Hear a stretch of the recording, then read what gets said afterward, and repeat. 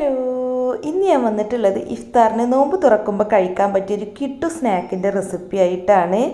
സാധാരണ നമ്മൾ ചിക്കൻ റോളൊക്കെ ഉണ്ടാക്കാറുള്ളത് ബ്രെഡ് കൊണ്ടോ അല്ലെങ്കിൽ ചിക്കൻ റോളിൻ്റെ ഷീറ്റ് കൊണ്ടൊക്കെയാണ്. പക്ഷേ ഇത് അങ്ങനെയല്ല കേട്ടോ, ഇത് ഈസി ആയിട്ട് ഉണ്ടാക്കാൻ പറ്റുന്നൊരു വെറൈറ്റി ചിക്കൻ റോളാണ്. അപ്പോൾ ആദ്യം തന്നെ ഞാനിപ്പോൾ ഇവിടെ 2 മീഡിയം വലിപ്പത്തിലുള്ള സവാളയാണ് എടുത്തിട്ടുള്ളത്. ഇതുപോലെ നേരിയതായിട്ട് കട്ട് ചെയ്തെടുക്കണം കേട്ടോ, കനത്തിൽ കട്ട് ചെയ്യരുത്, തിന്നായിട്ട് കട്ട് ചെയ്താണ് എടുത്തിട്ടുള്ളത്. അപ്പോൾ അത് ബൗളിലേക്ക് ഇട്ട് കൊടുത്തിട്ടുണ്ട്. ഇനി ഇതിലേക്ക് 1 ടീസ്പൂൺ വെളുത്തുള്ളി ഇഞ്ചി പേസ്റ്റാണ് ചേർക്കുന്നത്. പിന്നെ അടുത്തതായിട്ട് ഇതിലേക്ക് ചേർക്കുന്നത് 2 ടേബിൾ സ്പൂൺ മല്ലിയില കട്ട് ചെയ്തതാണ്. കറിവേപ്പില ഉണ്ടെന്നുണ്ടെങ്കിൽ കറിവേപ്പിലയും ചേർക്കാം മല്ലിയിലേക്ക് പകരം. പിന്നെ നമ്മൾ ചേർക്കുന്നത് ആവശ്യത്തിനുള്ള ഉപ്പാണ്. ഈ സവാളയിലേക്കുള്ള ഉപ്പാണ് കേട്ടോ ഇട്ട് കൊടുക്കുന്നത്. പിന്നെ 1/4 ടീസ്പൂൺ മഞ്ഞൾപ്പൊടി ഇട്ട് കൊടുക്കുന്നുണ്ട്. ഇനി ഇതിലേക്ക് 2 ടേബിൾ സ്പൂൺ മുളക് പൊടിയാണ് ചേർക്കുന്നത്. എരിവിന് ആവശ്യമായിട്ട് നമ്മൾ മുളക് പൊടി മാത്രമാണ് ചേർക്കുന്നത്, കുരുമുളക് പൊടിയോ പച്ചമുളകോ ഒന്നും ചേർക്കുന്നില്ല. ഇനി ഇത് കൈകൊണ്ട് തന്നെ നന്നായിട്ടൊന്ന് മിക്സ് ചെയ്യുക. അപ്പോൾ ഈ സവാളയൊക്കെ നന്നായിട്ടൊന്ന് ഉടഞ്ഞ് കിട്ടണം, നന്നായിട്ട് മിക്സാക്കി എടുക്കണം കേട്ടോ. ഇതുപോലെ ഇപ്പോൾ സവാള നന്നായിട്ട് മിക്സായി വന്നിട്ടുണ്ട്. ഇനി നമുക്ക് അടുത്തതായിട്ട് ഇതിലേക്ക് ചേർക്കാനുള്ളത് ചിക്കനാണ്. അപ്പോൾ ഞാൻ ഉപ്പ് മാത്രം ഇട്ട് വേവിച്ചിട്ട് പിച്ചിയെടുത്ത 1 കപ്പ് ചിക്കനാണ് കേട്ടോ ചേർക്കുന്നത്. ഇത് ബ്രസ്റ്റ് പീസാണ് കേട്ടോ. ഇനിയിപ്പോൾ ബ്രസ്റ്റ് പീസ് തന്നെ വേണമെന്നില്ല, സാധാരണ നമ്മൾ വേവിച്ചിട്ടാണല്ലോ ചേർക്കുന്നത്. അപ്പോൾ അല്ലാത്ത ചിക്കൻ്റെ പീസ് വേവിച്ചിട്ട് ചേർത്താലും മതി. ഇനി ഇതിലേക്ക് 1/4 കപ്പ് മൈദ ചേർക്കുന്നുണ്ട്. അപ്പോൾ നമുക്ക് ആദ്യം 1/4 കപ്പ് മൈദ ചേർത്ത് നന്നായിട്ടൊന്ന് മിക്സ് ചെയ്ത് നോക്കാം. പിന്നെ വേണമെന്നുണ്ടെങ്കിൽ പിന്നെ ചേർത്താൽ മതി. മൈദക്ക് പകരം വേണമെന്നുണ്ടെങ്കിൽ നമുക്ക് ബ്രെഡ് പൊടിച്ചത് വേണമെങ്കിലും ചേർക്കാം കേട്ടോ. അപ്പോൾ ഇതെല്ലാം കൂടി നന്നായിട്ടൊന്ന് മിക്സ് ചെയ്ത് നോക്കുക. അപ്പോൾ 1/4 കപ്പ് മൈദ ചേർത്ത് മിക്സ് ചെയ്ത് നോക്കിയിട്ടുണ്ട്. അപ്പോൾ ഇനി കുറച്ചും കൂടെ ഇട്ട് കൊടുക്കുകയാണ് കേട്ടോ. ഒരു 2 ടേബിൾ സ്പൂൺ മൈദ കൂടി ചേർക്കുകയാണ്. അപ്പോൾ നമ്മൾ മൈദ നോക്കിയിട്ട് വേണം ഇട്ട് കൊടുക്കാൻ. നമുക്ക് കുറച്ചും കൂടെ ഒരു ഡ്രൈ ആക്കി എടുക്കണം എന്നുണ്ടെങ്കിൽ കുറച്ചും കൂടെ മൈദ ഇട്ട് കൊടുത്താൽ മതി. നന്നായിട്ട് നനവ് തോന്നുകയാണെന്നുണ്ടെങ്കിൽ ഇട്ട് കൊടുത്താൽ മതി കേട്ടോ. ഞാൻ 2 ടേബിൾ സ്പൂൺ ഇട്ട് കൊടുത്ത് നന്നായി മിക്സ് ചെയ്തിട്ടുണ്ട്.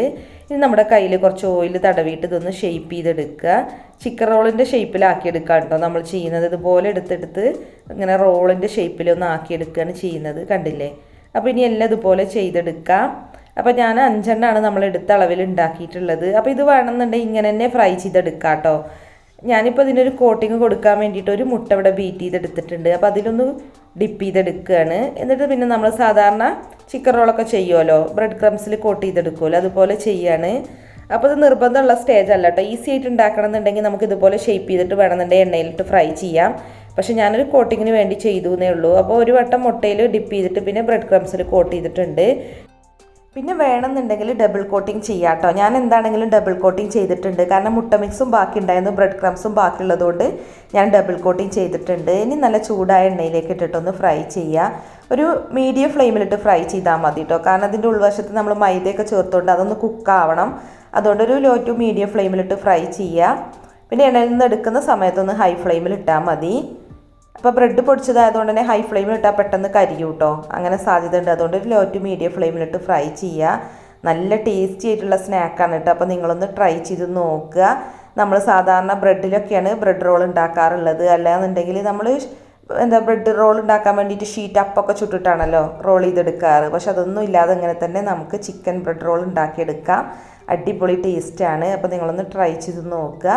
പിന്നെ നമ്മുടെ ചാനലിൽ ഇപ്പോൾ ഗിവ് അവേ നടക്കുന്നുണ്ട് കേട്ടോ. നമ്മുടെ ചാനലിന് 3 ലക്ഷം സബ്സ്ക്രൈബേഴ്സ് ആവുന്ന അന്ന് വിജയിയെ തിരഞ്ഞെടുത്തിട്ട് ഓവനാണ് സമ്മാനമായിട്ട് നൽകുന്നത്. ഒരാൾക്കാണ് കേട്ടോ സമ്മാനം കൊടുക്കുന്നത്.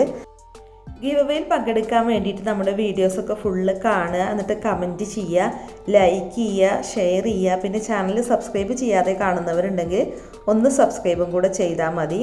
അപ്പോൾ ഇതുപോലുള്ള നല്ല അടിപൊളി ഇഫ്താർ റെസിപ്പികളുമായി നമുക്ക് വീണ്ടും കാണാം. താങ്ക്